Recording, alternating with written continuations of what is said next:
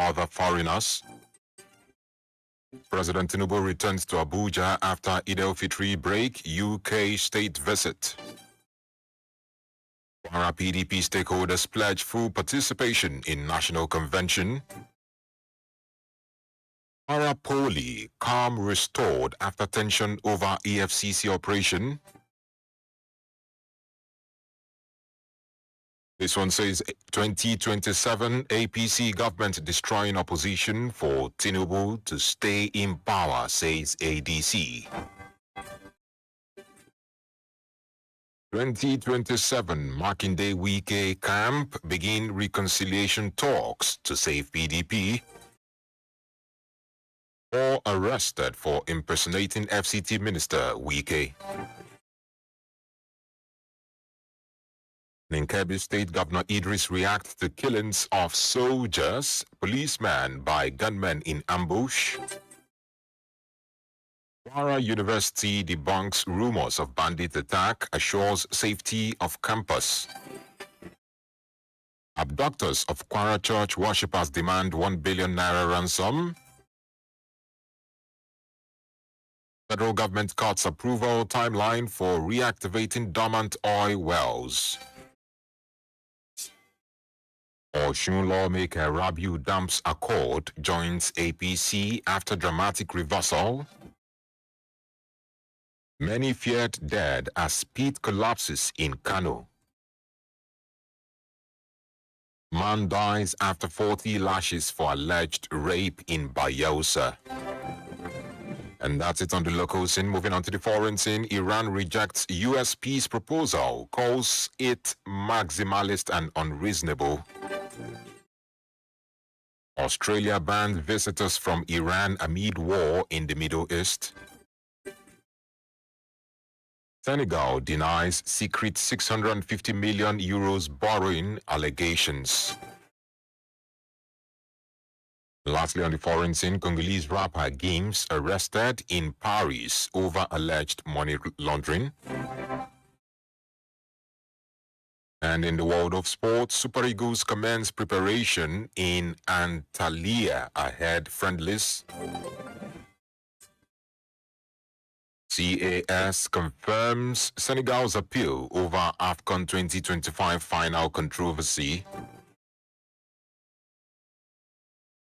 And that's it. Those are the major headlines making the rounds this morning. It was compiled and edited by Adeyemi Adewale. My name is NEDU OKORIE. And for sponsorship or advert placement, kindly contact our sales and marketing office on 0912-929-4332. You can also call 090-7722-7120.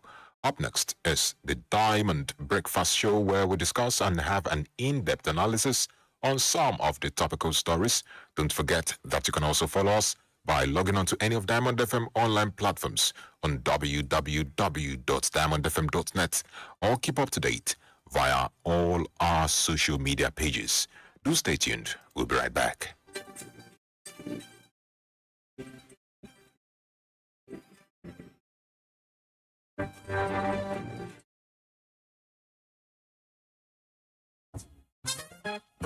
There's certainly more to radio than what you've ever experienced. Yeah. Good Diamond FM, radio's not just about talking, it's about the laughter, solutions, platforms to express yourself, and most importantly, companionship.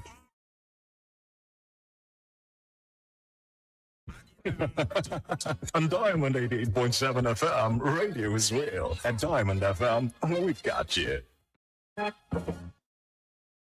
Major talking points in Nigeria are always on the lips of the citizens. What's going on in this country? Look at smaller countries taking it, and you call yourself giant of Africa. Yeah. I don't spoil my business too much. They just too hard for us. I mean, they want to kill us.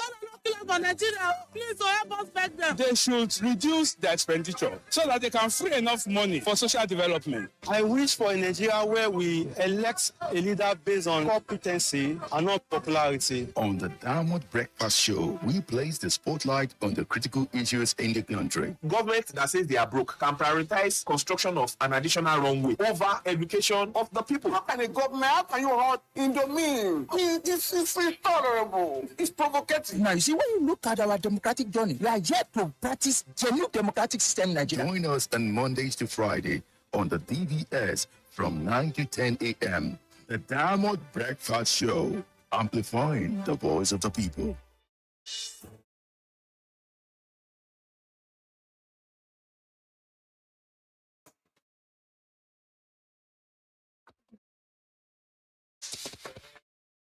From the studios of Diamond 88.7 FM in Loring, this is the Diamond Breakfast Show.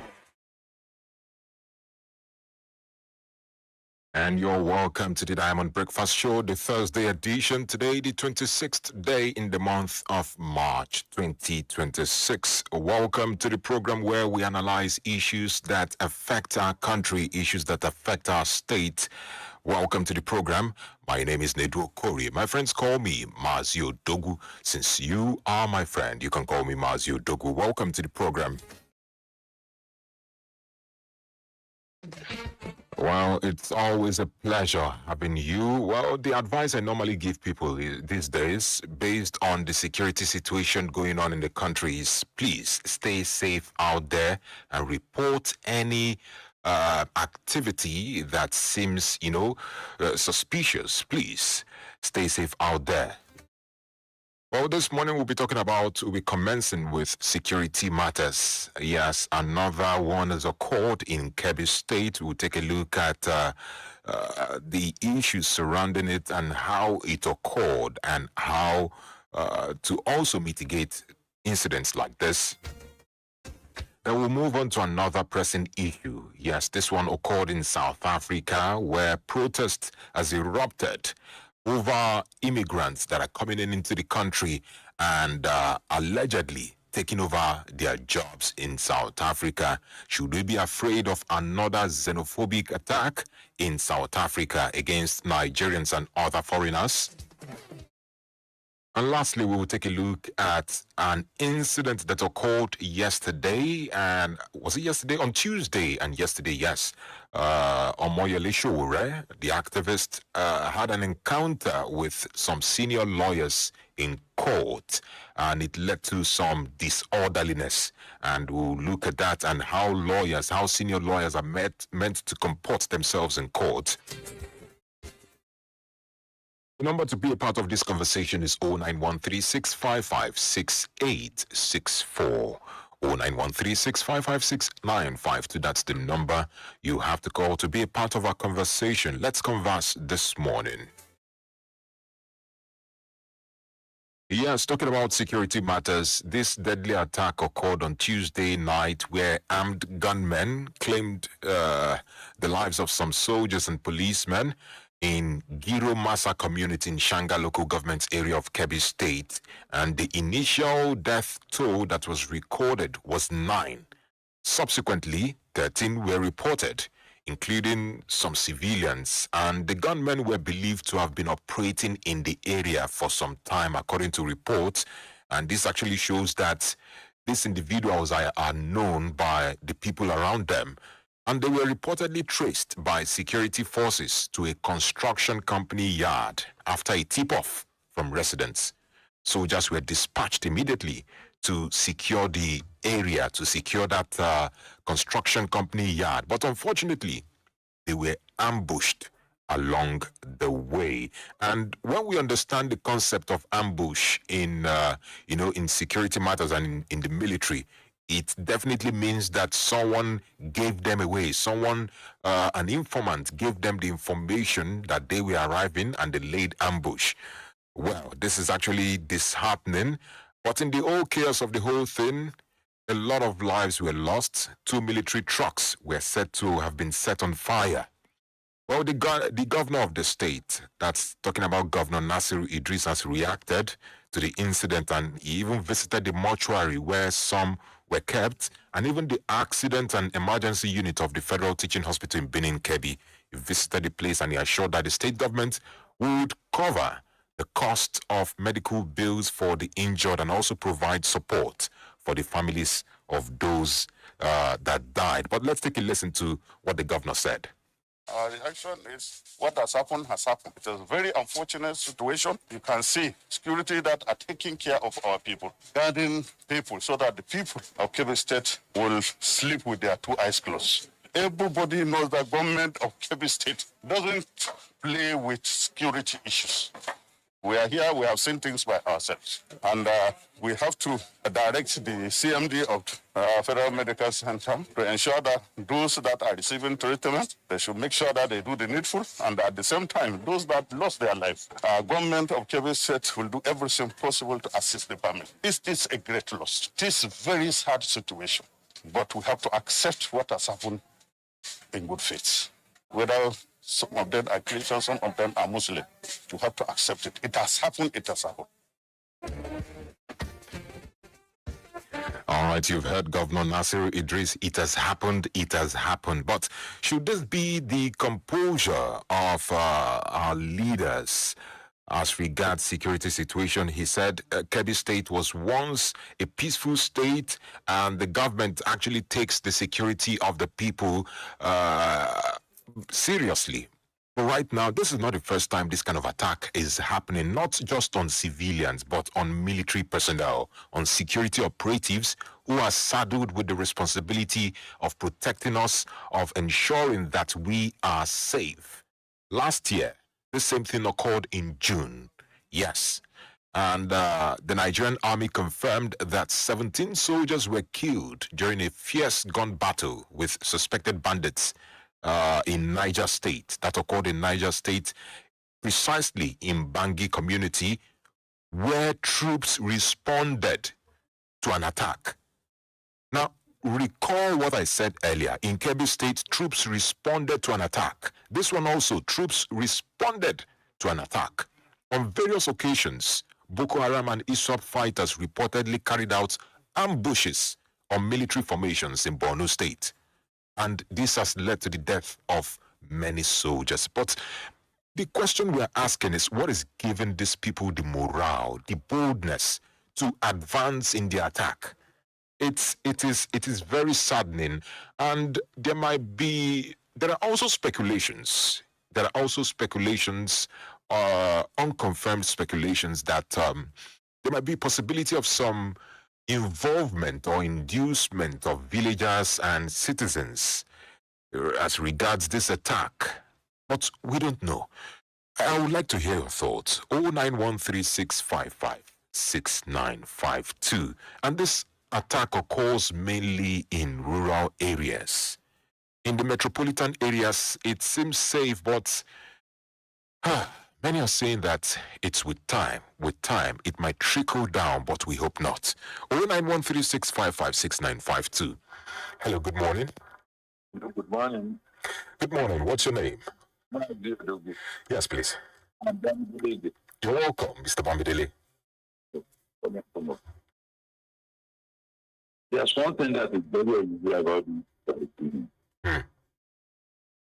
People are thinking. They are telling out their own people. You can see the danger. This means everybody cares for now. Pecuniary people. Not the lives of others, but their own lives. But even as that,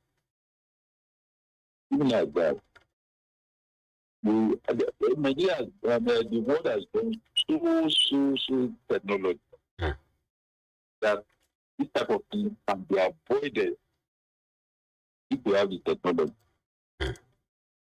So detect this type of thing.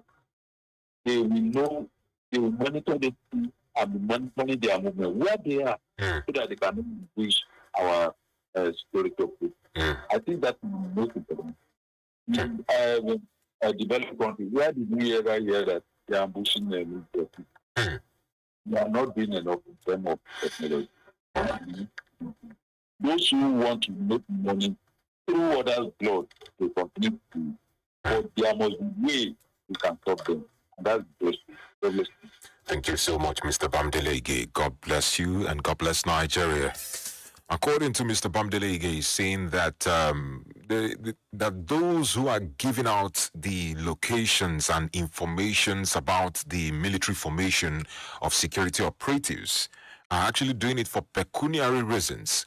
But can we say that in these areas that the root cause of all this can be linked to lack of good standard of living or poverty? And he also mentioned the lack of proper use of technology, employment of technology. The way the world has advanced at this moment, we are meant to employ the use of technology to, in fact, to the highest. But I'll take more reactions from you. We have to go on a commercial break. When we come back, we'll delve deeper into the conversation. This is still Diamond Breakfast Show, and when I come back, I'll also introduce my guest for this morning. Do stay with us. I'll be right back.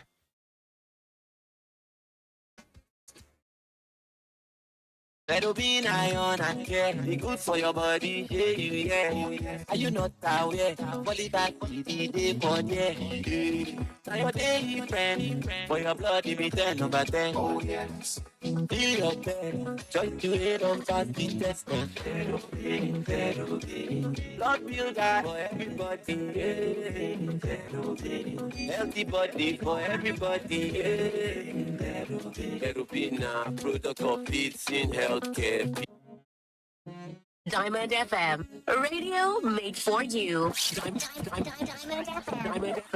FM, a radio made for you. You love food, but hates the discomfort that comes after?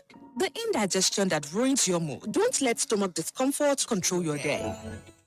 Gascol Antacid delivers fast relief you can feel. It neutralizes excess stomach acid quickly, helping you get back to what matters. It's effective, affordable, and easy to find. No stress, just relief.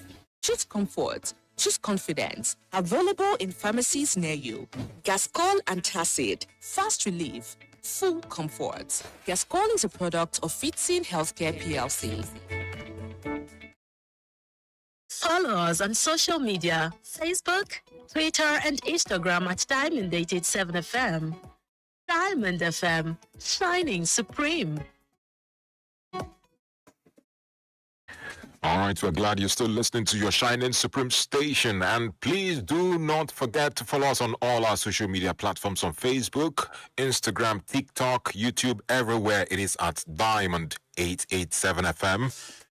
All right, welcome back from that break. And we're still discussing on the latest ambush attack that occurred in Kebbi State, where 13 security operatives were reportedly unalived. Well, I've got in the studio my guest, a public affairs commentator and analyst, Comrade Abdul Wahid Onikang. Comrade Onikang, good morning. Good morning, NEDU. Good morning, Koreans and Nigerians. Good to be back on here. Yes, it's so good to have you this morning. Let's speak on what is going on in Nigeria generally, because it's as though if it occurs in Kwara, you hear that one in Zamfara, in Kebbi, in Niger. And our hope as a nation is that it shouldn't trickle down to the metropolitan areas, the cities, and other regions that have been somewhat peaceful. And there are speculations that there are involvement of citizens in this ambush attack, probably due to pecuniary reasons. What's your take on this? Thank you very much. First of all, let me sympathize with the Nigerian Army in general for the loss, especially the number of military officers that were killed in that ambush, and also to the family of those who have paid the supreme price. May Almighty Allah repose their soul. Amen. And grant their family the fortitude to bear this irreparable loss. Amen. Some of these people that were killed or were ambushed are breadwinners of the family. In an attempt to ensure that we live peacefully, they died along the way. Having said that, for about 20 years or so, security has been the biggest challenge that Nigeria has faced as a country. What is also more disturbing is that since 2023, these attacks seems to have gone to another level. These criminals are more daring. They kidnap here and there, they ambush the state actors and non-state actors, the military and even the citizens. So it's very unfortunate. Now, what happened in Kebbi, for me, it's a challenge on the level of intelligence gathering of our security as a whole. What I mean by intelligence is what I read, if what we read is anything to go by, is that there were reports that these criminals were about to commence operation in a particular village. And the security agencies were alerted. Now attempt to go and comb the area and ensure that people there are safe. So along the way, they were ambushed. So from what you have read, from various research, there can never be ambush without, one person or the other linking the information that these people will be passing by this also time and, and date. It's not a landmine. It's an ambush that people, these criminals place themselves in strategic places. And when the military were coming, they just opened, fire on them. So it's very, very unfortunate. And that's why we're saying that if we must move out of this problem, one, we need to invest more in technology. We need to ensure that even the military hardware, both software and hardware, are improved upon. Why can't we have a situation where maybe something is reported that in this also village, these people are planning attack? We should have an area surveillance. If we have area surveillance, the military now, moving, the officers, maybe Nigerian Air Force, looking at it from the top sky, they will have smelled that there are some people who are hiding in the forest. But without that, without much investment in technology, without ensuring that information is well managed, even within the military rank, and citizens, there cannot be, solutions. Then secondly, I have always been saying this, that one of the biggest causes of this insecurity is these ungoverned spaces. We have a lot of, land that are supposed to be used for agricultural purposes, for other investments. And poverty is another factor. So until we address the root causes of this, we address the problem of poverty, we ensure that governance is brought closer to people, schools are built, hospitals are well equipped, new one constructed, we will continue to have this. Because in a situation where the villagers are more loyal to criminal element than even the government, because the government is far from them. So we'll continue to reel out the same story. So overall, more investment in technology, area surveillance, hardware and software of the military should be improved upon. And overall, people should have an adequate sense of belonging. They should understand the fact that they have government who have their interests at heart, so that they can be loyal to that government. There can never be ambition without the support of the locals. The locals will see them when they are moving. And sometimes what you even see is that even this locality, there are no networks. So they're just abandoned and dejected. And what is happening there, except we want to deceive ourselves, are trickling down into the city centers. A lot of them are farmers. They relocated to the city centers. You see them Okada, they are doing Okada riding and all that.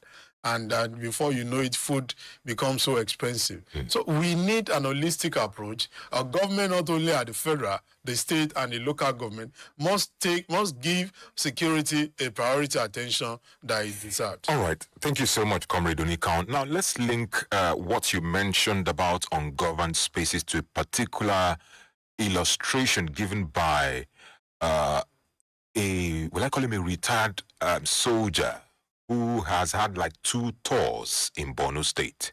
In fact, I need to mention his name so that, in fact, I might even send you the link to the clip. Okay. Lance Corporal Emmanuel Oduadu, that's his name. He said sometimes they can get information about an attack occurring close by, close to their base, but without an order, they can't move.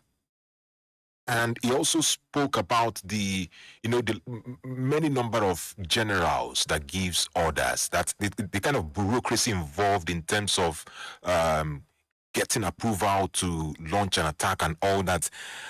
Is this not an issue? A very big issue, very serious issue. As far as I'm concerned, each battalion that is being headed by 3 officers or so, I can't remember, they should have some level of autonomy. For instance, if this particular place that we're in this morning is a command, why do I need to wait for somebody elsewhere who is not here, that doesn't know what we are feeling? Whatever the military formation is, whoever, any officer leading that formation should have some level of independence. What is best that should be done is to report, to send signals that we are going to this also place because there is likelihood of an attack. Not waiting from the center, from somebody who is not feeling the heat.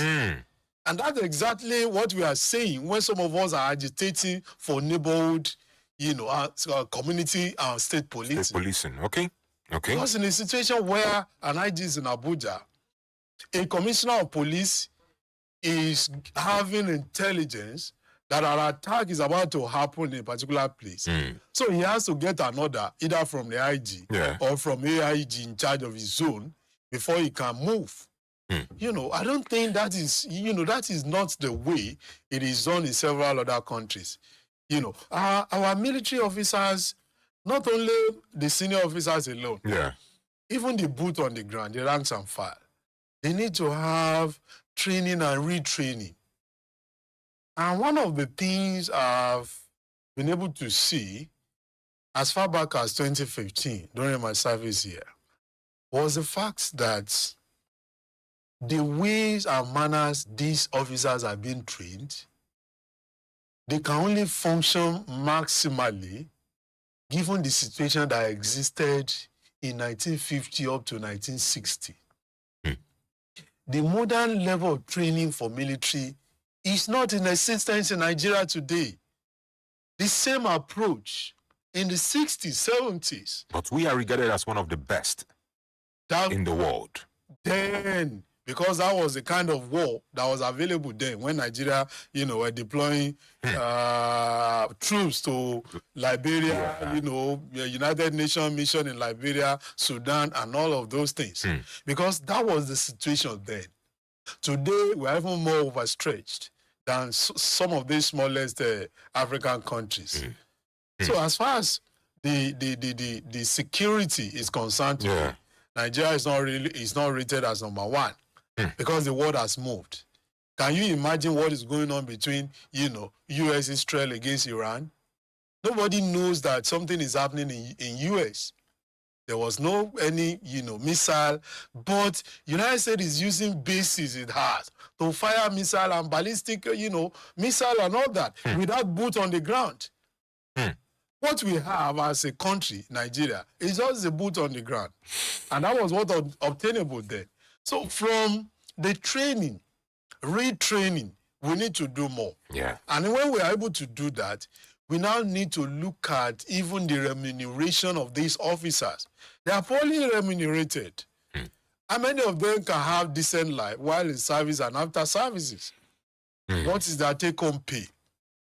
You can't continue like this and you expect that something magical will happen. It will not happen. We need to invest more. Now, comrade, let's get, secured. Let's take a look at the concept of state policing that has been in conversation for a while now. Some say state policing should be the way to go, while some say no, it will be, bastardized by state governors and all that we should employ community policing involving community members, gathering information, giving tips and all that.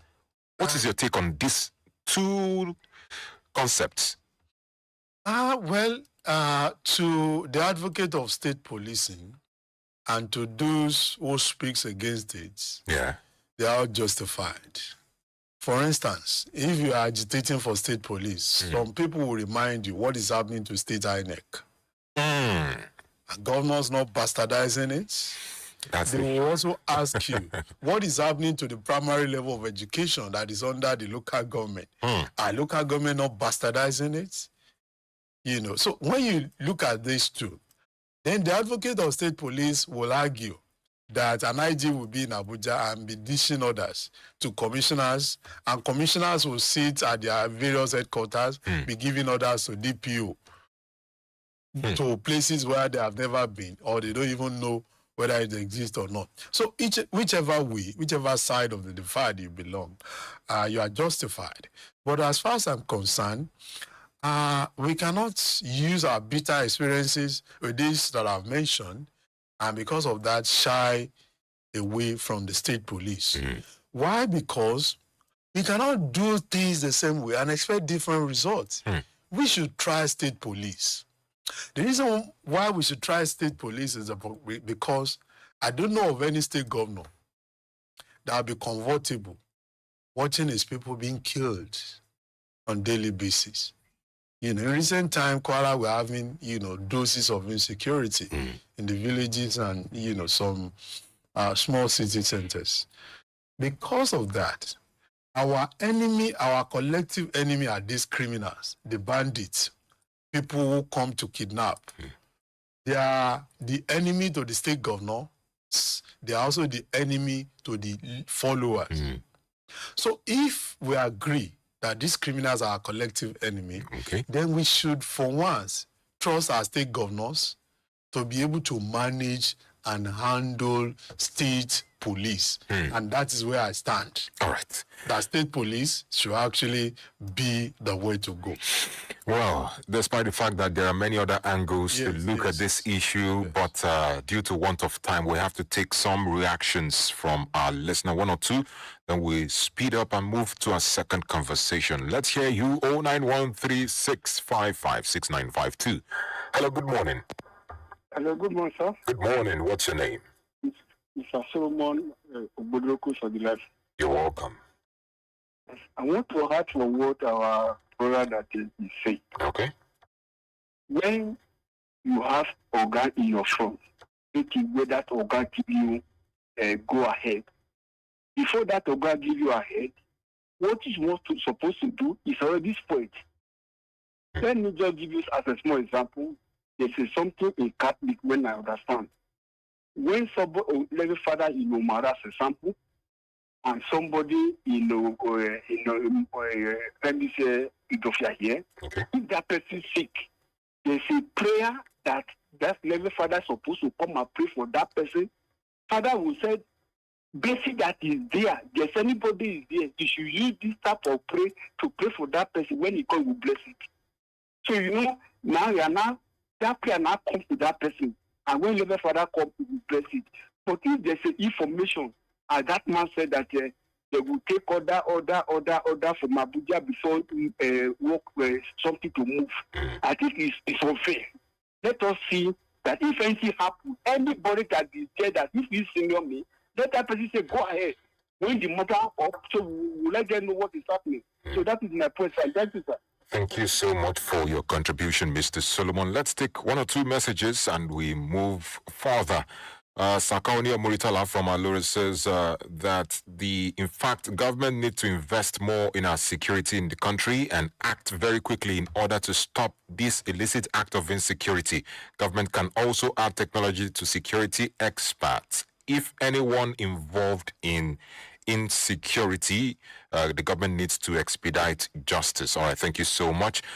Yemi Ashadu says, good morning, NEDU, and good morning, our guest. This is no doubt about the fact that some of the insecurity situation we see in this country are politically motivated. Apart from that, there are members of the affected communities who also collaborate with these terrorists to unleash mayhem on those employed to protect them. But some of us narrow and limit our thinking to government failure. If all these collaborators will stop their dastardly act, the war will be over within days. Why must you be helping terrorists who have been commissioned to kill you to buy what they need to make life comfortable for them to fight the war? Government is trying, but saboteurs are frustrating them. He says, may God help us. Thank you so much for your contribution. Well, this issue about political and economic reasons for this has actually been discussed, and I'm very sure your thoughts might also align to that in some ways. I'd like to know in a few minutes. Well, for me, since the first year, there's no doubt that some of the reasons are political, some are economical. But NEDU, a president is elected not to give excuses, but to proffer solutions. A governor who serves as the chief security officer of the state is not to come and tell us that some people are collaborating. That is why you are elected. That's why you are there. You have all the state resources to smoke out the collaborators and deal with them. That is what we call government. You know, there's no how, whether insecurity or any other sabotage, that they will not have collaborators. You know, some of our people will say, it has to be the insider that will tell them, this is a white chicken. So the collaborators has to be smoked out. All right. There should not be any, excuses or reasons that some people are collaborating. That's why they are there as government. All right. Still talking about excuse. This message is from Richford from GRA. Lawrence says, good morning, the host and the guest. The military shouldn't be caught unawares by any ambushes. It should be expected and well prepared for by adequate air cover support. Such support should even be ahead of troops with clearance operations and simultaneous air backup, including applying modern warfare technology. That's collaboration between the army, that's the troops, the ground troops, and the airport. Yes, that's why. How many drones do we have? Do they have access to drones? They have access to camera that will monitor infrared, that will smoke any thick forest out and discover whether people are there or not. I think it's lack of political will, and that is why the level of investment there is poor. All right. Our time is fast spent, and I can see the phone lines buzzing. I can see that a lot of people have a lot to say concerning security matters, but we've got no time. Let's move on to our second conversation. Let's take a look at what is going on right now in South Africa. Yesterday, hundreds of protesters came out en masse in the coastal city of Durban. They were demanding the removal and repatriation of foreigners. They are asking the government, please implement tougher actions against those immigrants that are undocumented, those illegal immigrants, especially those from Nigeria, Pakistan, Bangladesh, Mexico, and many other countries that reside particularly in the coastal area of Durban. And the protesters were members of political parties and a xenophobic vigilante group known as Operation Dudula, which translates to pushback in their Zulu language. And we all know South Africa to be, the Africa's most industrialized country. It is also the prime destination for people who are seeking for greener pastures, for employment. But the country also accounts for 32% rate of unemployment. But this group of individuals are saying that illegal immigrants from other countries are taking our jobs. They are also contributing to the crime rate in the country, particularly in that coastal area where they deal on drugs and all that. It definitely means that to some degrees, there is competition for jobs in that country. And according to statistics, around 3 million foreigners, that's about 5.1% of the population, they live in the country. But I would like to hear this. The citizens of South Africa have their own, in their own right, they can protest against something like this. But where we do not want it to get to is where it begins to result into attacks of foreigners where it occurred in time past. Because according to this claim by one of the protesters, an 81-year-old man, he said, I have seen my country going down because officials take bribes to give documents illegally. Police allow drug trade because they are paid. Jobs are being taken away by our brothers from other parts of Africa who are here illegally. Where will our children get jobs? This is their own position. But we here in Nigeria say no. You shouldn't get to the point where you start attacking other people from other countries. But I'd like to hear your thoughts. Thank you very much, NEDU. First of all, prior to 1994, Nigeria has been playing big boy, even to South Africa, you know.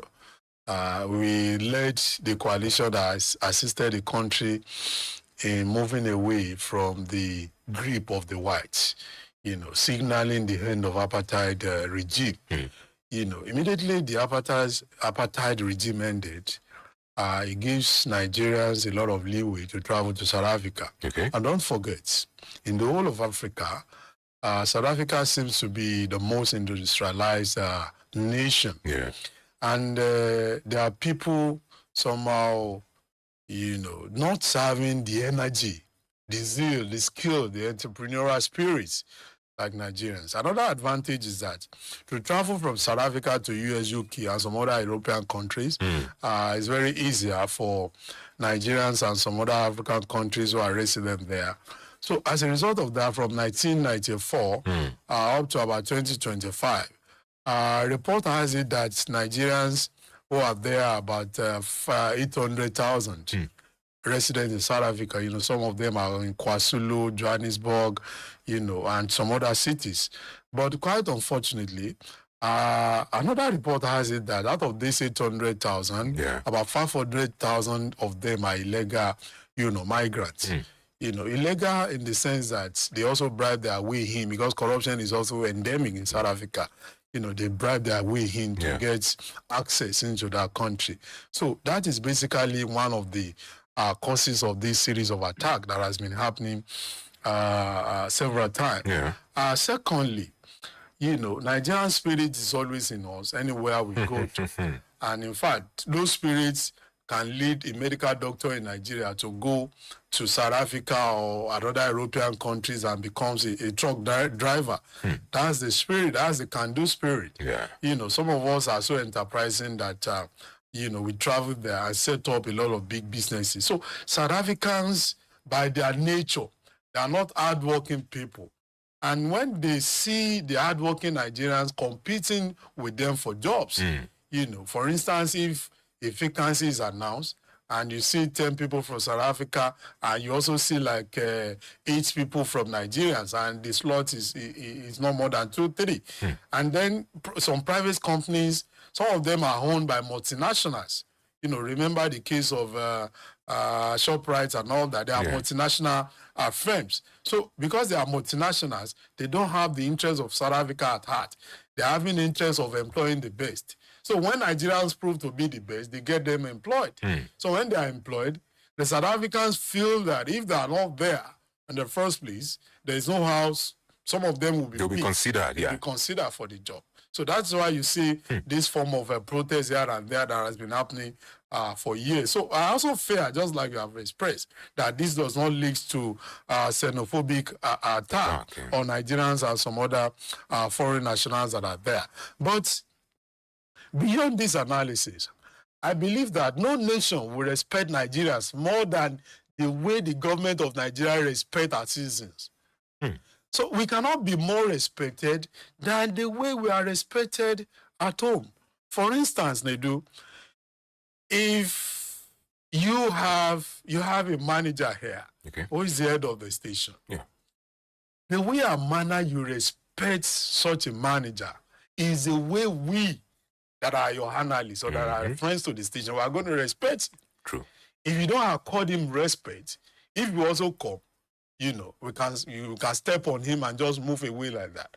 South Africans and some other nationals see the way some government agencies some states, even at the level of federal government, are abusing the right of the citizens in Nigeria. That's why they're also doing that abroad. You ever seen any country disrespecting American citizens, treating them anyhow? Because the government don't treat them like that back home. So Nigerian government, either federal, state, and local, we have to treat our citizens the way we want them to be treated abroad. And that's the big issue here. Okay. And the final issue is that whenever these things happen, you don't see Nigeria ambassador rising up to the occasion. They don't speak to condemn it. The government does not summon the South African embassy who are in Nigeria to ask them what is happening in South Africa to Nigerian citizens.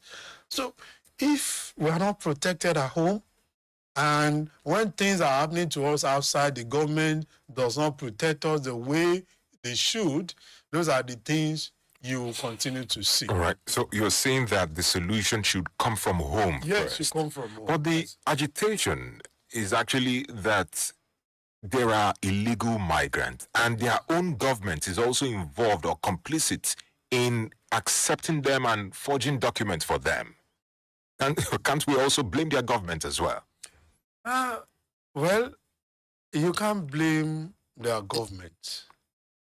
Why? Because what we call corruption does not know any country. They exist in Nigeria, they exist in South Africa, even almighty US, it exists there. But the proportion is what is different. So we cannot be responsible for what is happening to the government of South Africa. We can be more responsible to what is happening in our own country. So if the citizens of South Africa have alleged the way they have done that are illegal migrants, the responsibility is on them to write the authorities to fish out those of them who have entered the country illegally and possibly find a way of legalizing their stay. If it's not possible to legalize some of them, they can be returned to their countries because we can't say they should just allow them to stay like that if they're actually illegal migrant there.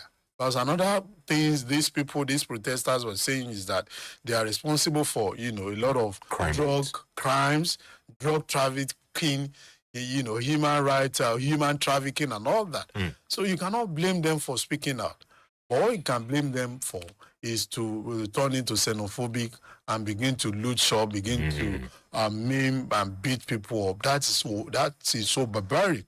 And that should be condemned by the government of Nigeria, the government of South Africa, and even other governments in African continent and beyond.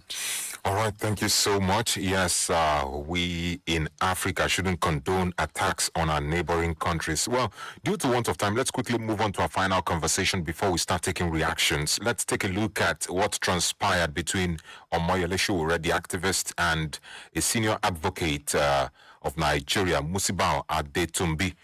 Tension sparked on Tuesday while he was attempting to address journalists in the courtroom, and the senior lawyer objected to his action, insisting that the courtroom was not an appropriate venue for press briefing. And Sowore did not take it lightly. He pushed back and accused the lawyer of intimidation, and even the Nigerian Bar Association, through its president, Afam Osigwe, said that while courtrooms in a democracy are open to the public to promote transparency, but the proceedings of the court must be conducted with restraint, with discipline, and respect for judicial authority. But Sowore responded again and said that they are misrepresenting the events that occurred and they are engaging in selective outrage. And according to him, he said that he did not organize a press conference, but he merely responded to questions from journalists. I would have played the clip, but I'd love to, let's balance this issue, we know Showore to be outspoken, an activist. In fact, someone said he carries matter that is not his own on his head. But he is known to be very outspoken to the extent that he doesn't care who you are. Yes. But sometimes it might be termed as civil disobedience. Well, for me, even though I don't agree with some of the way he conducts himself and his people, but Showore is one of so many Nigerians that I respect a lot. Okay. I respect him for the fact that he is seen to be truly fighting the cause for the masses. And what happened at the court premises between him and Musba Atumbi should be a one-off thing, should not be something that will be reoccurring. Showore was right with what he has done, rejecting the intimidation by the senior advocate of Nigeria, Musba Atumbi. The claim by Showore was the fact that he did not organize any press conference. It was the pressman that came into the court premises to ask him a few questions. And for him, Showore is somebody that thrives a lot in the media space. Apart from running his Sahara Reporter, a lot of press houses want to, interview him because they know that whatever he says is going to be used in their various headlines. So it's like a market for them. They always want to... His statement gains traction. Yes, gain traction. People want to read, people want to listen. And Musba Atumbi, SAN, being a senior lawyer, of course, is a stakeholder when it comes to judiciary in Nigeria. So I can also blame him for asking Showore not to turn the courtroom to a place where press briefing can be organized. But my own take is that the court should regulate itself in that matter. How? The court should have rules of engagement. Okay. For instance, the court should have an inscription of what can be done within the open court and what cannot be done in a closed session. Yes, even in open session. For instance, they can bar all the press from entering the open court. They can enter the court premises. Okay. Anybody they want to interview, once such person move out of the courtroom, they can interview him or her. That should be the standard. Except where a landmark, judicial pronouncement is about to be made, where all of them are asked to set their cameras and all that. Yeah. Without that, they can be asked to stay outside and conduct such a press briefing. But either for Showore or for Musba Atumbi, for me, I don't see any of them as going overboard. Two of them are rights based on where they belong to. Okay. Musba Atumbi SAN, his rights in his own sense to tell them not to turn the courtroom to a place of press briefing. And Showore too, being a dogged fighter, somebody who tries with this kind of thing, it's also right to say that, no, I didn't organize any press conference. They came in and they were asking me questions. And it is his nature to respond whenever press are around to ask him questions. He loves the press. So it's one of them, his constituency. So the two of them are trying to, fight and protect their own constituency. And NBA too, I don't blame them for taking the side of Atumbi. After all, they are an association.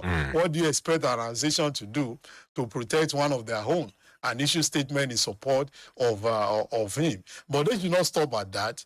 Other infractions too, when people disobey the court pronouncement, they should also be proactive like that. Not just when one of them, is trampled upon, that's when they come up with the statement. All right. In other words, the NBA, the judiciary should set their house in order.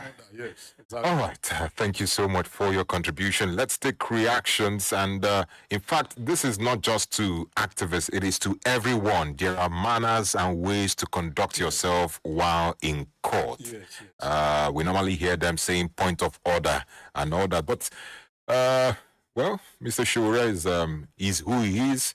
And we thank God for having someone like him in this country. Yes, we do. Let's take reactions. 0913-655-6952. Hello, good morning. Good morning, Mr. NEDU. You're welcome. God bless you. This is Godwin from that journey. You're welcome, Mr. Godwin. Concerning Showore, Yeah. good character is a document of humanity. And secondly, for security. I'm afraid, and I'm asking our guests, is the miss of our security people, soldiers, is a miss for us? Leakage of secret. Is it happening there? Concerning security. Before they come, they will ambush them and kill them. And tell the concern of America and South Africa, care must be taken. Man's humanity are seized. Man cannot be a wolf to man. We are one. All right. Thank you so much, Mr. Godwin, for your contribution. We are one. We are one. Francis from Olunlade says, good morning, Diamond FM and the guest. I was once a victim of the second xenophobia attack in South Africa. You see, the truth of the matter here is the SADC's country, okay, are lazy and jealous. That is why you see all of these. They believe Nigerians come in today, give them 3 months, and they are already buying houses and cars, clubs, and even buying their wives. Nigeria is great, Jerry. That's what he has to say. Thank you so much, Francis, for your contribution. This one says, good morning. The activities of some Nigerians in diaspora also creates problem. They did the same in the UAE, causing them to ban our visa. But the crude attitude of South African by attacking is not supposed to be. Their government is supposed to be the one that should take action. This is from Ola from Airport. Thank you so much, Ola from Airport. All right, keep your contributions coming in. Let's take this call. Hello, good morning. Good morning, sir. Yes, please, good morning. What's your name? This is Dr. Larry, exponent coming from OKORIE. You're most welcome. Quickly, please. I want to make my comment to be brief this morning. Okay. I want to talk on having the state police. It is a welcome and good development. So, but we need to merge them together with the community police and the vigilantes. So, vigilante group that has been operating before on security affairs, they can assist the state police in discharging their duties very well. But they know all the corners and corridors and the hidden places of the criminals in the community. Kudos to community police and vigilantes. Thank you so much, Dr. Larry Kiki. And I think at this point we have to step on the brakes and call it a day on today's edition of Diamond Breakfast Show. But before we go, comrade, give us your final thought. Thank you very much. My final thoughts, as Nigerians, we need to support our security in the area of intelligence. We need to support the government.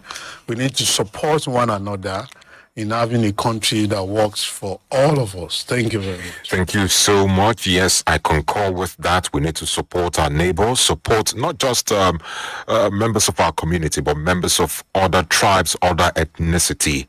We are one Nigeria. Nigeria is not for anyone, but it is for all of us. On this note, this is where I'll be departing. Yes, just for today. I'll be back next time. My name remains NEDU OKORIE. Have a wonderful day.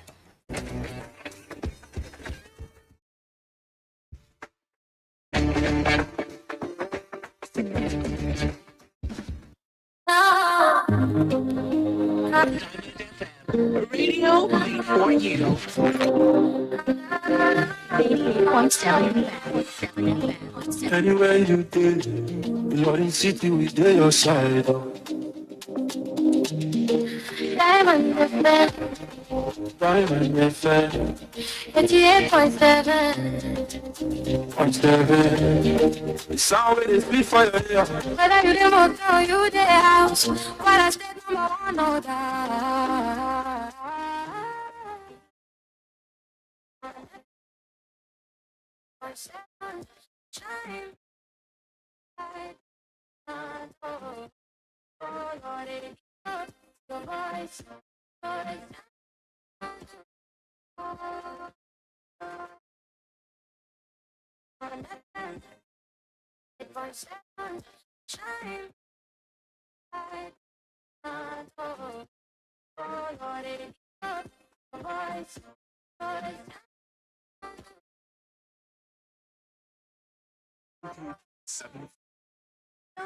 For you. ìkànnì tó jálejako tó tàn kárí ayé. gbogbo anígboro ti mọ kí ló ń hábùn. pápá ọmọ pàtẹ onímọ̀jì àti gbàgbọ́ àjẹ. ayọ̀ àti ìdùnnú yín lọ jẹ wá lógún.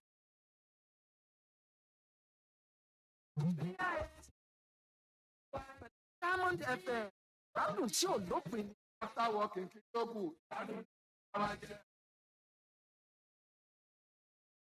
Fún ohun gbogbo àyè ọpẹ́ tó.